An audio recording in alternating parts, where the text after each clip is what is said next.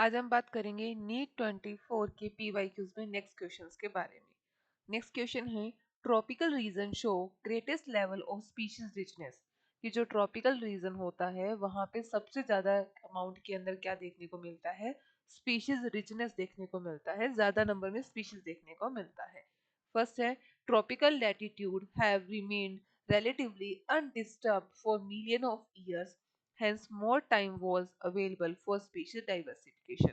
कि tropical area पर क्या होता है, वहां पर अनडिस्टर्ब, कुछ भी डिस्टर्ब चीजें नहीं हो रही लंबे टाइम से, जिसके रीजन से वहां पर स्पीशीज डाइवर्सिफिकेशन क्या है, ज्यादा है, मतलब डिफरेंट डिफरेंट टाइप की स्पीशीज है। सेकंड स्टेटमेंट बता रहा है, tropical environment are more seasonal. कि ट्रॉपिकल इन्वायरमेंट में according to season different different variations के प्लांट्स ग्रो करते हैं। थर्ड है, more solar energy is available in tropic region. कि ट्रॉपिक रीजन में सबसे ज्यादा अमाउंट में सन की एनर्जी मिलती है। फोर्थ है, कांस्टेंट इन्वायरमेंट प्रमोट निक स्पेशलाइजेशन। कि अगर इन्वायरमेंट में चेंजेस नहीं होंगे जिससे क्या है, निक की स्पीशीज का या निक बनना ज्यादा क्या होगा, प्रमोट होता है। नेक्स्ट है, tropical environment are constant and predictable. कि ट्रॉपिकल इन्वायरमेंट क्या होते हैं, कांस्टेंट होते हैं और हम इन्हें क्या कर सकते हैं, प्रिडिक्ट कर सकते हैं कि क्या कैसा वेदर होगा। देन है, choose the correct answer from the options given below. तो हमें यहाँ पर करेक्ट ऑप्शंस चूज करने हैं। फर्स्ट राइट है कि ट्रॉपिकल लैटिट्यूड के अंदर क्या है, अनडिस्टर्ब एरिया होगा, जहां क्या देखने को मिलेगा, स्पीशीज की रिचनेस क्या होगी, ज्यादा होगी। Tropical environment are more seasonal, ये सब इक्वल होता है, कोई कम ज्यादा सीजनल नहीं होता। ज्यादा सोलर एनर्जी अवेलेबल होती है ट्रॉपिकल रीजन में, ये राइट है। कांस्टेंट इन्वायरमेंट होता है जिसके रीजन से क्या करते हैं, प्रोमोट होता है निक बनना, वो भी राइट है। ट्रॉपिकल इन्वायरमेंट के अंदर क्या है, प्रिडिक्टेबल होती है सब चीजें क्योंकि ज्यादा चेंजेस नहीं होते, तो ये भी राइट है। ठीक है, सो हमारे पास राइट है हमारा A, C, D and E. So A, C, D and E right है, तो आंसर होगा ऑप्शन नंबर फर्स्ट। देन बात करते हैं नेक्स्ट क्वेश्चन की। नेक्स्ट क्वेश्चन है हमारे पास, match list first with list second.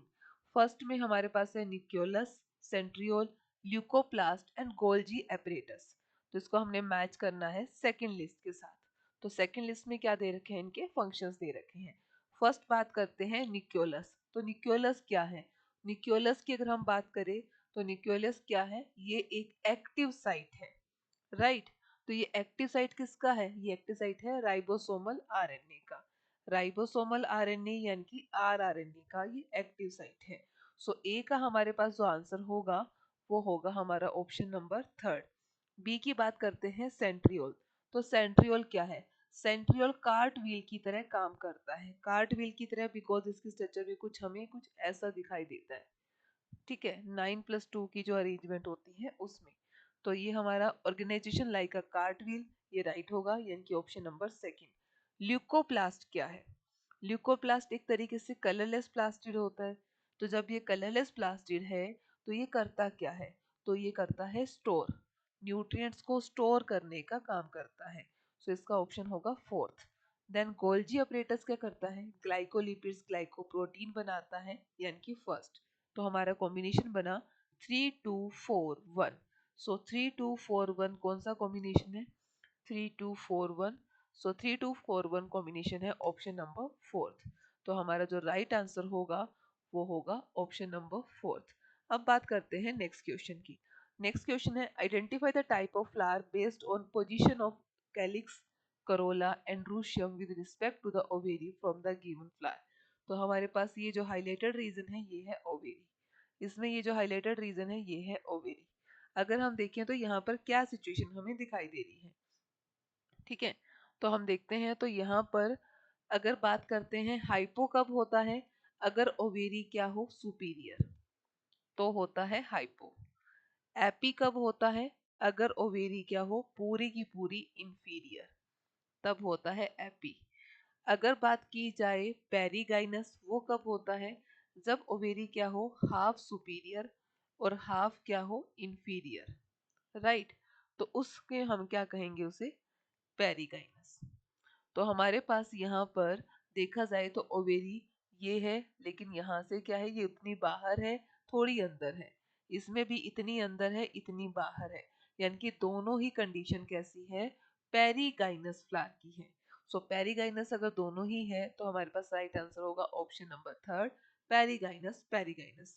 Now बात करते हैं नेक्स्ट क्वेश्चन की। नेक्स्ट क्वेश्चन है, in the given figure which component has thin outer wall and thick inner wall.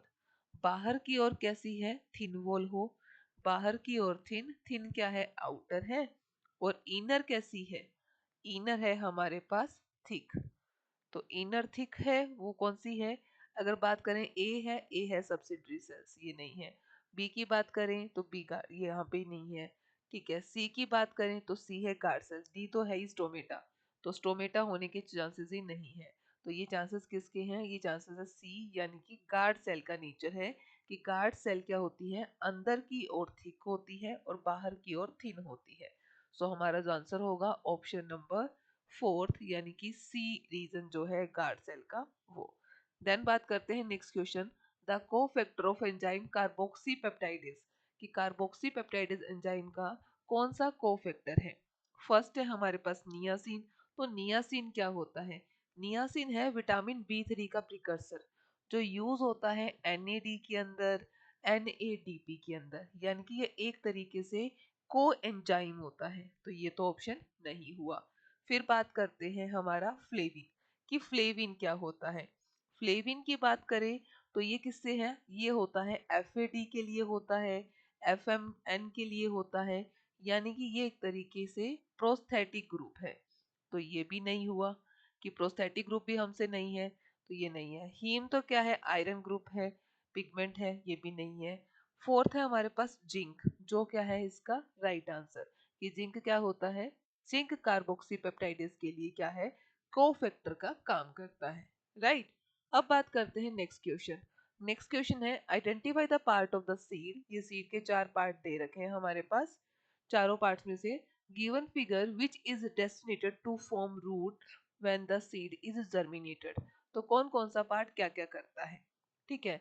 अगर ए की बात करें तो वो कौन सा है, वो है कोलियोपेटाइल पार्ट। बी क्या है, बी यहाँ पे है प्लीम्यूल के लिए है, ठीक है। सी क्या है, सी है रेडिकल के लिए, और आर क्या है, कोलियोराइजा, ठीक है। कोलियोराइजा किसको कवर करता है, रेडिकल को। कोलियोपेटाइल किसको कवर करता है, प्लीम्यूल को। और रेडिकल से क्या बनती है, रूट। प्लीम्यूल से क्या बनता है, स्टेम। और हमसे पूछा गया है रूट का, तो हमारा जो आंसर होगा वो होगा यहाँ सी, ठीक है। तो सेकंड जो ऑप्शन है सी वो हमारा है राइट आंसर। अब बात करते हैं नेक्स्ट क्वेश्चन की। Spindle fibre attach to kinetochore of centro of chromosome during. अब यहाँ पर बात हो रही है काइनेटोकोर की, कि जब स्पिंडल फाइबर्स क्या होते हैं, अटैच हो रहे हैं किसके साथ, काइनेटोकोर के साथ।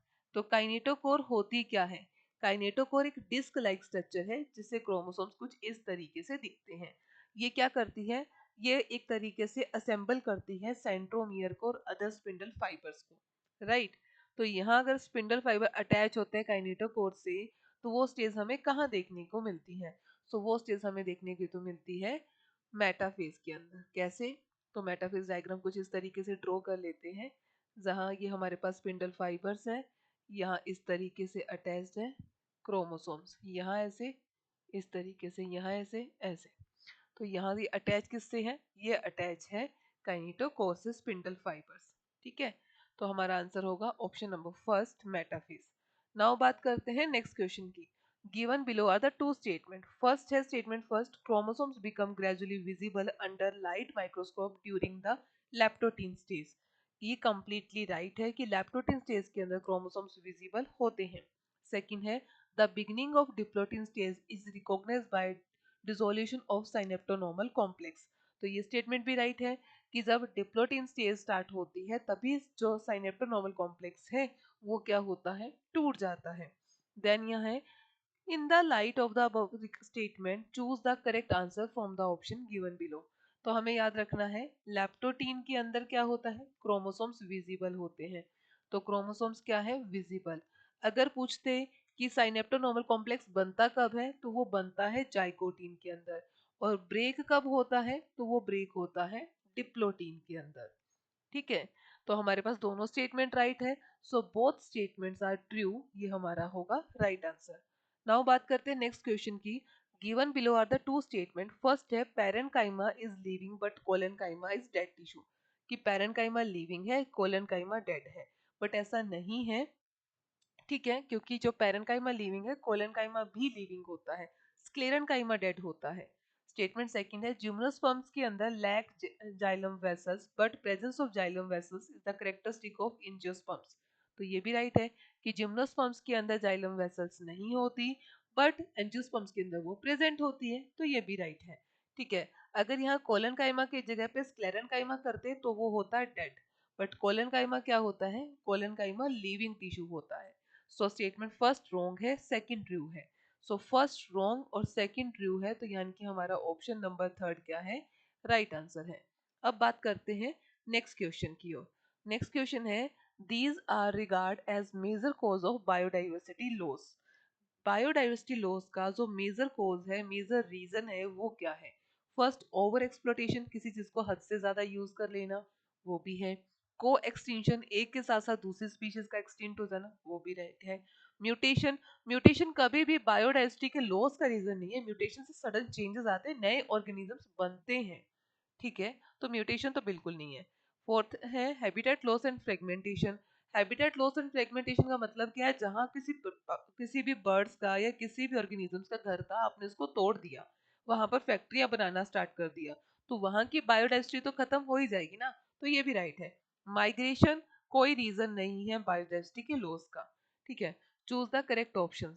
तो हमारे पास जो करेक्ट ऑप्शंस बने वो है over exploration, co extension, habitat loss. ठीक है, तो हमारे ऑप्शन है ए बी एंड डी। तो राइट आंसर होगा हमारा ऑप्शन नंबर थर्ड, यानी कि A B and D. Now बात करते हैं नेक्स्ट क्वेश्चन। नेक्स्ट क्वेश्चन है the lactose present in the growth of medium of bacteria is transported to the cell by the action of first acetylase, second permease, third polymerase, fourth है beta galactosidase. तो यहाँ पर बात हो रही है lactose की। लैक्टोज जब ग्रोइंग मीडियम में है, वो ट्रांसपोर्ट होता है, यानी कि ट्रांसफर किया जा रहा है। तो ट्रांसफर किया जा रहा है तो वो कौन से होता है, एसिटाइलेज, परमीएज, पॉलीमरेज, बीटा ग्लैक्टोसाइडेज। तो वन बाय वन कट करते हैं। बीटा ग्लैक्टोसाइडेज क्यों नहीं है, क्योंकि वो तो लैक्टोज का ब्रेक डाउन करता है, तो नहीं है। पॉलीमरेज से क्या होगा, सिंथेसिस होता है, तो नहीं होगा। एसिटाइलेज से क्या होगा, इससे प्रोटीन बनती है, तो नहीं होगा। तो राइट आंसर होगा हमारा परमीएज, क्योंकि ये क्या करता है, ट्रांसक्रिप्शन भी करता है और ट्रांसपोर्ट भी करता है। राइट, तो हमारा जो ऑप्शन नंबर सेकंड है वो राइट आंसर है। Thank you.